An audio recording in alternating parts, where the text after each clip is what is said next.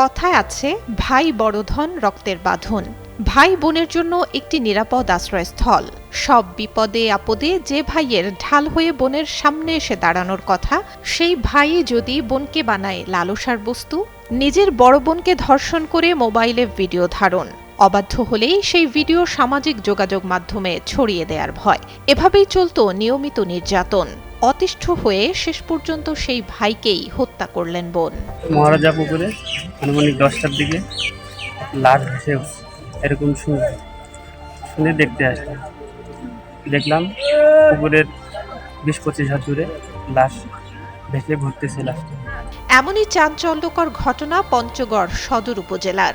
গত বৃহস্পতিবার অমরখানা ইউনিয়নের মহারাজার দিঘিতে একটি লাশ ভাসতে দেখেন স্থানীয়রা। পুলিশে খবর দিলে মানিক হোসেন নামের 19 বছর বয়সী যুবকের লাশ উদ্ধার করে পুলিশ, যার কোমরে পাওয়া যায় একটি চিরকুট, যেখানে লেখা ছিল হত্যার জন্য দায়ী কয়েকজনের নাম। তদন্ত করতে গিয়ে উঠে আসে এমনই লোমহর্ষক তথ্য।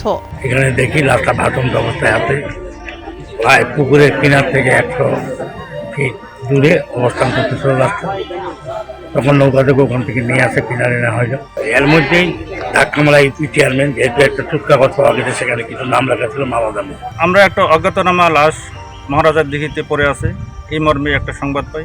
সংবাদ পাওয়ার পরে সদর থানার পুলিশ সেখানে আসার পরে লাশটাকে পুকুরের মাঝখান থেকে আমরা কিনারায় নিয়ে আসি এবং লাশটার আমরা প্রাথমিকভাবে ওর পরিচিতি শনাক্ত করতে পেরেছি এবং তার হাতে একটা চিরকুট ছিল।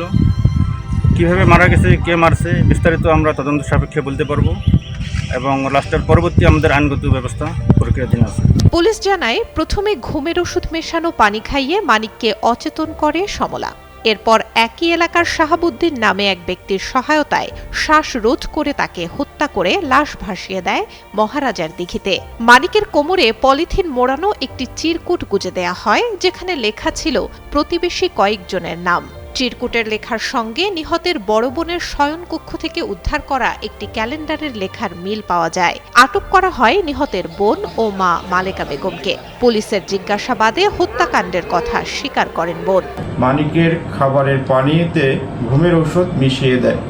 কিছুক্ষণ পর রাত অনুমান 10:30 ঘটিকায় ডিসিস্ট মানিকের ঘুমের ভাব এলে সমলা আক্তার তাকে নিয়ে মহারাজা দিঘি পশ্চিম পাড়ে গিয়ে বসে। এ সময় ডিসিস্ট মানিক ঘুমে টলমল করতে থাকলে মোসাম্মদ সমলা আক্তার মানিকের পকেটে থাকা অ্যান্ড্রয়েড মোবাইল ফোন বের করে মহারাজার দিঘির পানিতে ফেলে দেয়। এ সময় সমলা আক্তার তার বাড়ি থেকে লিখে নিয়ে যাওয়া চিরকুট পলিথিনের ভিতরে ঢুকিয়ে ডিসিস্টের মানিকের কোমরে গুজিয়ে দেয় এবং রাস্তায় গিয়ে খুনির জন্য অপেক্ষা করতে থাকে। কিছুক্ষণ পর খুনি ডিসিস্ট মানিককে হত্যা করে মহারাজার দিঘির পানিতে ফেলে।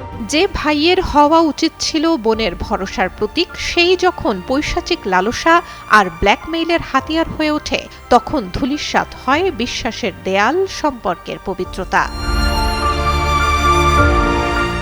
সুলতানা শর্মা, যুগান্তর নিউজ।